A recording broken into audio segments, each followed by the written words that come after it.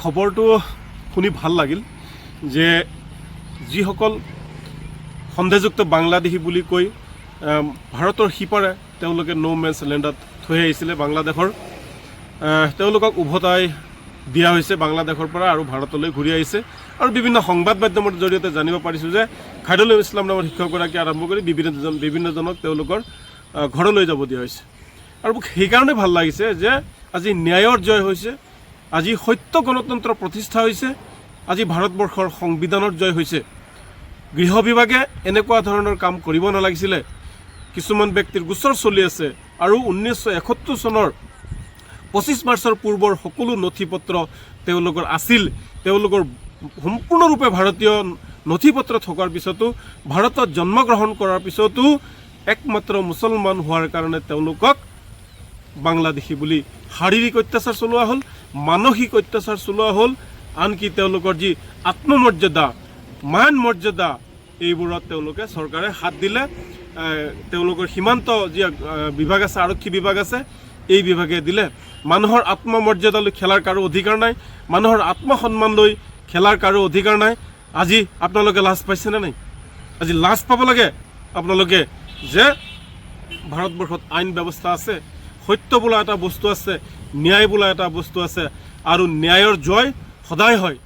আৰু অন্যায় সদায় পৰাজয় হয় গতিকে ইয়াৰ দ্বাৰা আৰু এটা প্ৰমাণ হ'ল যে চৰকাৰখনে মুছলমান মানুহক বাৰম্বাৰ যি সন্দেহযুক্ত বাংলাদেশী বুলি যি টাৰ্গেট কৰি আহিছে অত্যাচাৰ চলাই আহিছে এয়া তাৰ অন্যতম আৰু এটা প্ৰধান কাৰণ গতিকে এইবোৰ বন্ধ হ'ব লাগে আৰু যিসকলে এই ভাৰতীয় নাগৰিকসকললৈ তেওঁলোকক গ্ৰেপ্তাৰ কৰিলে নিশাই কোনো জাননী নিদিয়াকৈ কোনো নোটিছ নিদিয়াকৈ আৰু অত্যাচাৰ কৰিলে কিছুমানক খাবলৈ দিয়া নহ'ল আৰু মাৰপিট কৰা হ'ল সেইসকলৰ ওপৰত এতিয়া মহামান্য গুৱাহাটী উচ্চ ন্যায়ালয়ে ব্যৱস্থা ল'ব লাগে আমি উচ্চ ন্যায়ালয়ক আমি গুৱাহাটী উচ্চ ন্যায়ালয়ক ধন্যবাদ জনাইছোঁ আৰু সেইসকলৰ বিৰুদ্ধে এতিয়া আইনী ব্যৱস্থা হাতত লোৱাৰ কাৰণে আমি ইতিমধ্যে আজি আমি আবেদন জনাম যাতে যিসকল লোকে এওঁলোকক মুছলমান বুলি টাৰ্গেট কৰি এওঁলোকক শাৰীৰিকভাৱে অত্যাচাৰ কৰিছে মানসিকভাৱে অত্যাচাৰ কৰিছে তেওঁলোকে মানুহৰ যি অধিকাৰ মানৱ অধিকাৰ আইন তেওঁলোকে উলংঘা কৰিছে গতিকে আইন উলংঘাকাৰীৰ দোষী কিন্তু শাস্তি হ'বই লাগিব আৰু এতিয়া অসমৰ ৰাইজে জানিব বিচাৰিছে যে এয়া কিয় কৰা হ'ল চৰকাৰৰ বাবে এয়া আৱেগ সৃষ্টি কৰাৰ এটা ঢৌ হ'ব পাৰে চৰকাৰৰ বাবে এয়া নাটক হ'ব পাৰে কিন্তু আমাৰ বাবে সেয়া নাটক নহয় আমাৰ বাবে সেয়া আত্মমৰ্যাদা আৰু